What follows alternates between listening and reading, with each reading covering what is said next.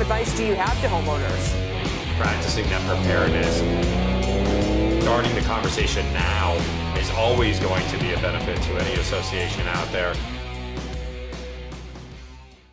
And welcome to Recovery Report Live. I'm Dan Odess, president of GlobalPro, where we manage risk to recovery, and we have managed more than $1 billion of that recovery. We are here every single week providing you actionable information you can actually use. Whether you're a business owner or a board member of a community association or a manager, we want to make sure we're constantly delivering content that is meaningful, that has purpose, that can help you better manage your business or your association. There's been the tragedy that occurred in Surfside, to the many different changes in our economy. There's a lot coming at you at all the time, so we want to make sure that we kind of really filter out that information and identify things that can help you better manage. And part of that is thinking about best business practices. Whether that's for your association or for your business, I think now is an opportunity to think about best business practices. And while a business owner knows that they need to understand their goals or where the direction that they're going, a lot of business owners miss the idea of involving their team or their employees in the actual decision-making process as it relates to the goals. Involving them in that process can certainly help you better understand your team members, how you're actually going to achieve those goals. While you're certainly at the top of the food chain, making decisions on behalf of all of your employees and everything else, sometimes because you're not in the action on a day-to-day or hour or minute-to-minute basis, sometimes you're just a little bit of like distraction, or you're a little you're separated from reality.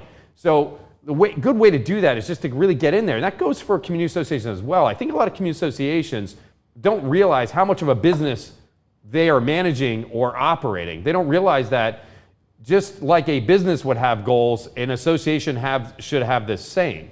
So while a business owner may not involve their fellow employees and coworkers in the decision-making process to chart out the goals, and don't just write them down, right? You want to chart these things out.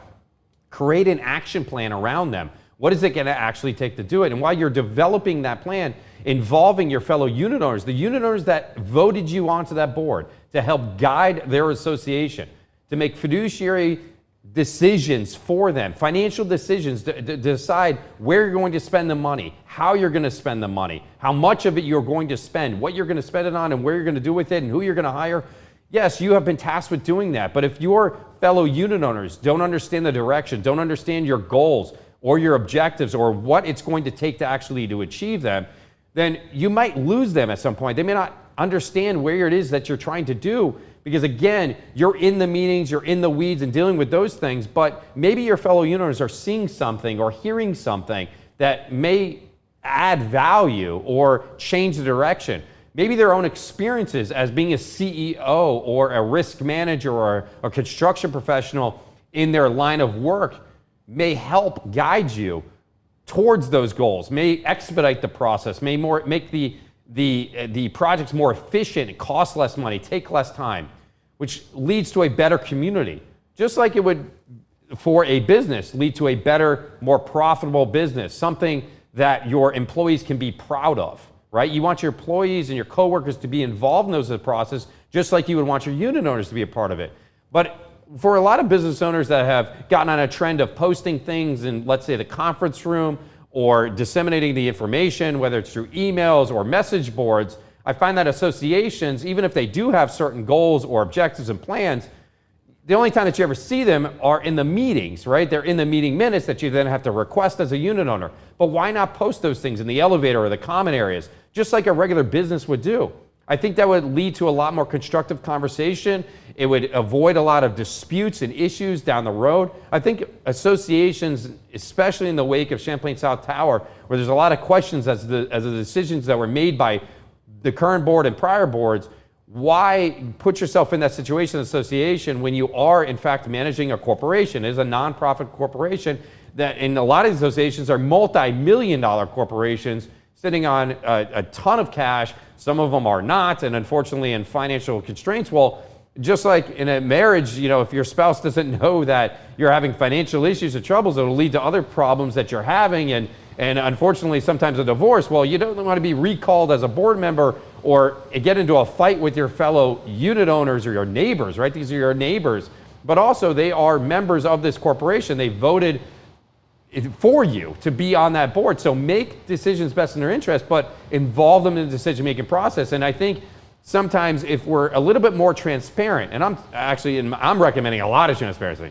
but just a little bit of transparency, I think can lead to better, more constructive conversations, a better direction, a better opportunities in the future, make sure that you have the right people in the right place and the right seats on the bus going in the right direction.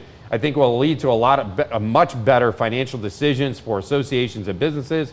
But share that information. You certainly want to share that with your team. And I'm not saying share everything. Obviously, there's reasons why some sort of things need to be proprietary or confidential.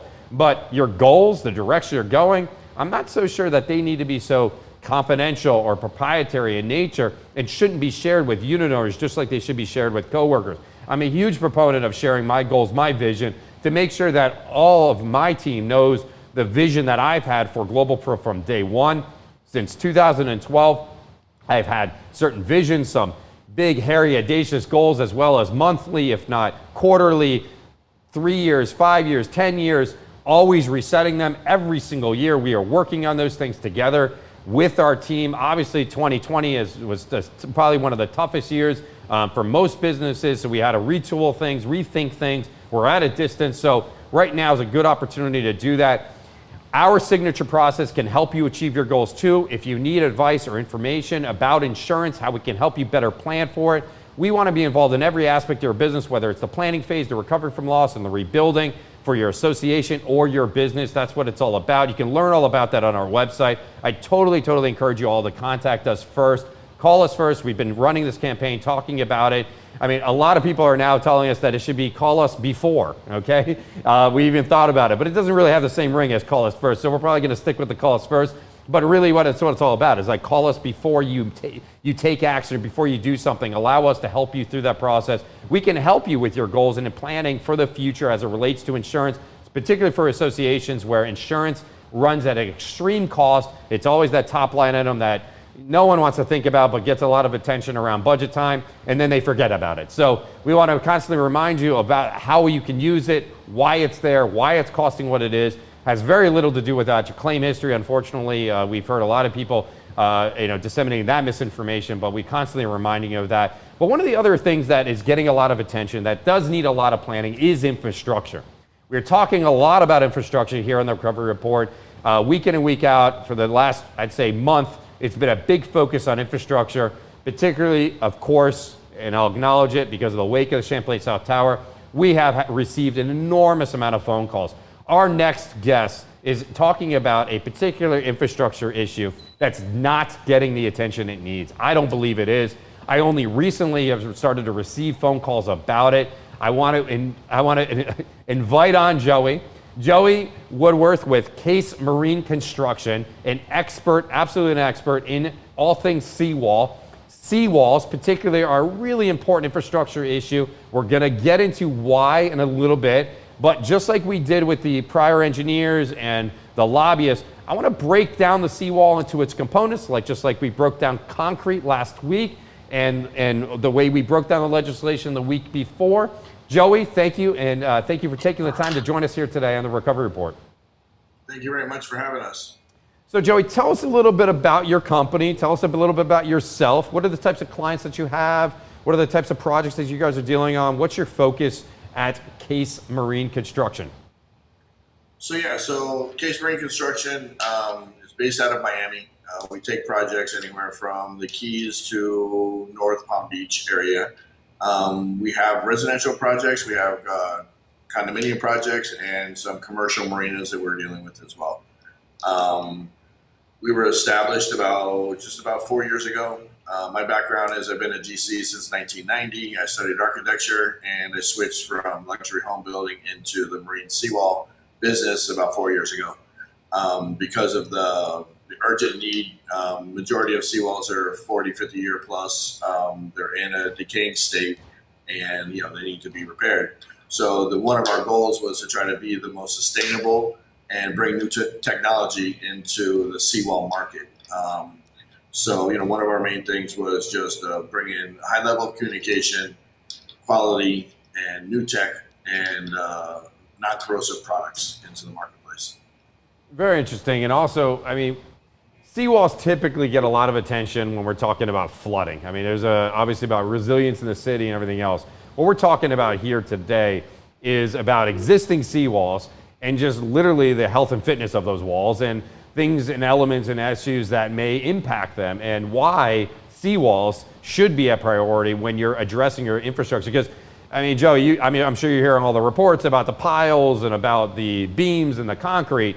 I heard very little talk about the importance of seawalls, and like I had mentioned earlier, like only recently am I getting questions about it because we were talking about this a little off air about as part of the 40-year recertification process, seawalls are important. Let's talk about that a little bit. Why are seawalls part of that 40-year recertification process? How were they addressed previously, and how do you think things are going to change going forward?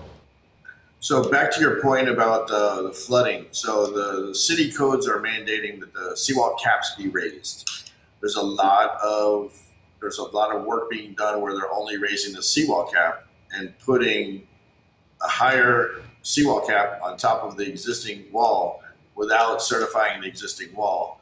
So there's a lot of things that are being done just for sea level rise, but not actually for the benefit of the whole project and for the seawall itself. So in the certification, the big thing is the seawall can't be seen from the resident.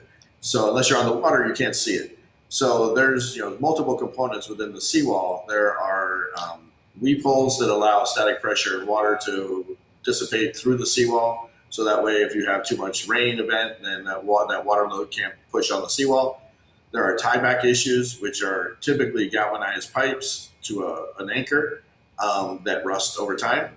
Like everything corrodes. There is internal corrosion from the rebar because majority of seawalls are concrete, and concrete cracks, concrete's porous. Concrete allows water intrusion, and a majority of these seawalls are on saltwater property. So that intrusion gets in and start the corrosion process, and that's just like a cancer. So you could see one rust spot, but that rust could be 15 feet in each direction that you cannot see. No, and what you're talking about, you start talking about the components of it, the tiebacks, the concrete, the steel, that's all in there. And we've talked about the harsh conditions that we see here in South Florida. Obviously, we're tropical air. We have a lot of acidity in the rain. You have the salt water just right there adjoining and abutting. Seawalls are not the sexiest thing to talk about. Like you said, you really can't see them. It's like talking to someone about pile caps and how we have to, change or improve those. Like where, what? I'd rather, a nicer tennis court or some furniture at my pool because I can actually see that doesn't, I don't know that. Why are my pile caps going to help my property values? So it brings up a good question. Why improve the seawalls, right? Why address the issue? Because there are remediation efforts, right? You can add a new cap to the top of it. What are some of the downfalls of like some of this remediation efforts, you will, rather than replacement? Is it just kicking a can, or are there ways just to patch and repair to extend the life of the walls?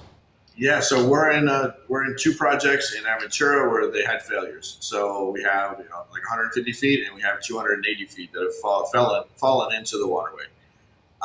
There's a property just south of the property that we're working on where they did a cap over the existing system with batter piles, but didn't address the existing cap or didn't address the existing wall. And it is 50 years old. So it's a horrible situation for them. They just spent a ton of money, which in order to replace that wall, you have to basically tear out what they did already.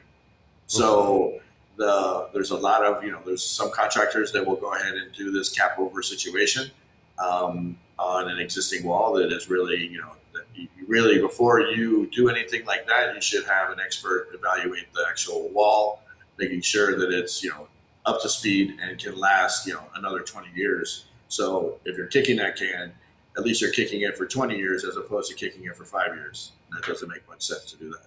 Yeah, just think about it. I'm going to value engineer the infrastructure of my building. It just almost seems like it shouldn't be even a possibility, right? It shouldn't be a choice for some of these associations, but it is. And and a lot of people will sell you on this. It's like lining cast iron pipes, to extend the life of it. Well, what you're doing is reducing the actual capacity of the pipe, which is leading to other issues. So I hear about these fancy, fun things all the time, or, hey, just run the sanitary line on the outside of the property. Well, there's a reason why it's run on the inside. Differential settlement, there's a reason to protect that pipe, there, from tree roots and everything else. So, a lot of crazy things. A lot of times it's actually pushed by the insurance industry to try to somehow mitigate their exposure on paying claims.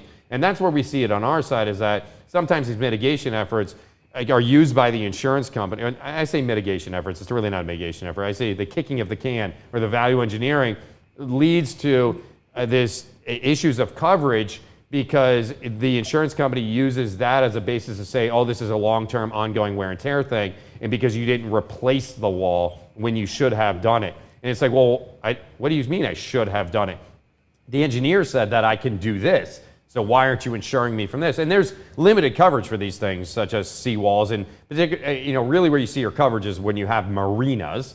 And we have handled various claims for seawall failures at properties, and that's what it is. It doesn't matter that the concrete's porous and some of these other things and some of these factors the insurance companies try to use to deny these claims. What's important is that you have someone like Joey there that can actually go in and put together a true scope of work, what it's going to do to replace the wall, not just kick the can, and that's what this is really all about. But let's talk a little bit about the history of seawalls real fast, right? Because I don't want to get into a whole long, boring story of it. But I think it's important for people to understand what they have and what you're offering, and what the possibilities are, because I just had an association literally yesterday contact me about something. They're in a very interesting situation where they're trying to figure out how can they save money. That was like literally the first thing out of the gates, to repair their wall rather than replacing it.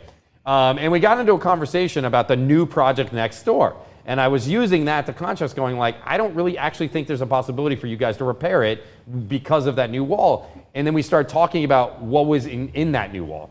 So what do these 40, 50-year walls have in them that maybe the newer walls don't, and vice versa?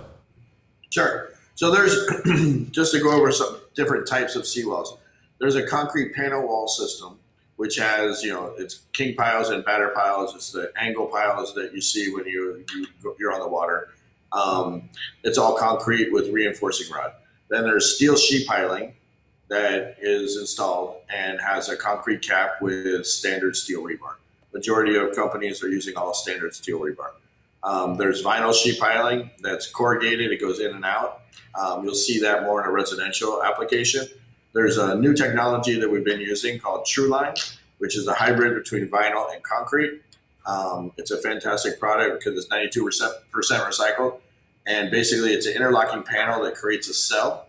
Then we put rebar and concrete inside, and the water cannot get to the concrete because the vinyl form stays in place. So therefore, it can never get to the rebar to rust. So in addition to that, what we do is to try to be more sustainable. Is there's a product called Basalt. And this is coming up, and it's a very, there's FRP, it's fiberglass, there's basalt, which is a natural aggregate that is extruded into a rebar. And FDOT has approved the FRP, and they're in the process of approving basalt as well. So this is a non-corrosive product. And if you integrate the TrueLine system with basalt system and the concrete cap, this could be up to a 75-year wall. Wow. Wow, so huge advantages there too, particularly when associations are considering budgets, and and also too, I feel like we're going to move into a world where it's good to promote the strength of your infrastructure as opposed to the new pool furniture you bought. I think it's actually now going to become more meaningful. So understanding and knowing that these types of products are even out there. So maybe you're not with Case Marine Construction, but you're with another vendor, and they're pitching on something else. Now that there's a product out there that could potentially last up to 75 years. I think that's a huge selling point for condo units, especially aging infrastructure units, where you have this brand new seawall, 75 years. We're making those investments. You want to be in our building. We're building for strength and longevity. So I think for some, your older demographics that are buying these places as retirement homes, that they don't know if they're going to live another 20 years, 50 years, whatever else. The last thing they want to do on a fixed income is suddenly get hit with a special assessment. So why not move into a property that has an infrastructure like this that's going to last beyond their life expectancy if something like that were to happen, and have higher resale value, I think, down the line. I think it's definitely something a lot of associations need to consider. You're hearing it here. You're hearing about different types of products. So start to ask these questions. That's what this is all about, is making sure you understand.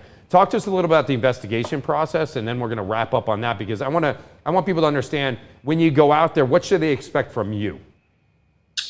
So if a client calls us, we'll go out and do a free investigation. So we'll go and look at it. It's basically a visual investigation, which we can tell a lot. Without doing any kind of additional diving in the water, any kind of radar program or anything like that. So, obvious things, if you see rust, you know that there's some corrosion happening. We can look at the face of the seawall and see if the tieback connection is starting to rust. If that's starting to rust, then rust is just, it doesn't stop. So unless you address it, as soon as you see it, then it's probably, already in much further than you ever expected. So we would go through, just investigate, looking at tieback connection, looking at the face of the concrete seawall panel, the face of the infrastructure as far as the piles, the cap, the underside of the cap, because the top of the cap could look fantastic, but you could have a major rust component on the underside of the cap that no one sees. Also, if you use normal steel rebar, you have a 3-inch coverage that you have to do around it. So that way that allows any kind of intrusion to not get to the rebar as fast. So if a contractor installed it with only 1-inch coverage, then that's where the bottom of the seawall cap, we have a project that the whole thing is failing on the bottom, but the top looks fantastic. So, this is just a quality means and methods kind of thing that has caused that wall to fail. I think it's fantastic. So how can the audience find out more about Case Marine Construction? So we have a limited website. We're working on that, obviously. So it's caseconstructionco.us, and feel free to email me direct, Joey, Joey, at caseconstructionco.us, and I'll love to speak to any one of you. Well, man, thank you so much, Joey, for coming on today. I think this is really important information. You threw out some acronyms. You talked about something that's not really that sexy, but it's a really important thing, and I think it's going to get the attention it deserves. I think it's part of the infrastructure. We are in a coastal community. There are so many associations that are right up against the water, whether it be the ocean or the intercoastal. This is an important issue for those associations while they're making important financial decisions. So thank you so much, Joey, for this. This information is going to be available, right? It's going to be on our YouTube channel, on our Facebook. We're going to provide this video to Joey himself. He'll be able to use it and provide information to his own clientele. So again, it was awesome to have you on, Joey. Thank you for everyone at Case Marine Construction for participating. We look forward to seeing you out there and helping our clients, because we do have a number of them in common already. Excellent. Thank you very much, Daniel. All righty. Take care, Joey. Well, that was awesome, guys. And that was our 60th episode of the Recovery Report Live. Awesome information. It was a great milestone broadcast. I'm so happy to have Case Marine Construction on to talk about important issues that are impacting us here in our community. It's really important to talk about these things. It's important to make sure these things become a priority, because they have not been. I can assure you that I have dealt with failures in the seawalls. I have seen what associations try to do to kick the can, to value engineer the infrastructure. Think about it. I mean, think about what you're doing. You're trying to save money on your infrastructure to make sure you have enough money for the card room or the pool deck area or whatever it may be. But without the infrastructure, you have nothing. And you want that infrastructure to last, particularly if you're in your retirement age and you're headed towards the end of life. Like, making sure that you have something that's sustainable, that you're making a sound investment in a property that's going to be there, that's going to give you back the value in which you're putting into it, right? You want to make sure that decisions are being made. You want to make sure that you're understanding the board that you elected, that they have the same vision that you have. That's why I talked earlier about setting goals, planning things, adding transparency to the management process, whether it's for the board members or the managers. Do all those things, and you will absolutely be on the road to success. It's all about the road to recovery here. We want to make sure that everyone has what they need once they get into our process. Our signature process is literally everything from the management of the risks to the recovery from loss and damage, to rebuilding, and then we start, it continues and rolls. It is a cycle. There's no definitive or end to it. We just jump in at whatever asset or whatever time in which we get that call. We are always here for you. Call us first. Find out more about all of what we do by hitting up our website at getglobalpro.com or follow us, like us on all the social media platforms. We are one call, text message, email, direct message, whatever you want to use, or our method you want to get in touch with us. Reach out, let us know how we can help your association through the planning phase, through the budget season, through the recovery from loss. We are here to help you. We manage risk to recovery. That's what GlobalPro is all about. And we'll see you next week on the Recovery Report Live. Same time, same place. Hit the subscribe button, like us and follow us on all the social media, and you'll always know about when we're going live here. Thank you all for joining us, and thank you, Joey and Case Marine Construction, for giving us the time and amazing amount of information that it can help all of our audience in dealing with their situation. See you next week.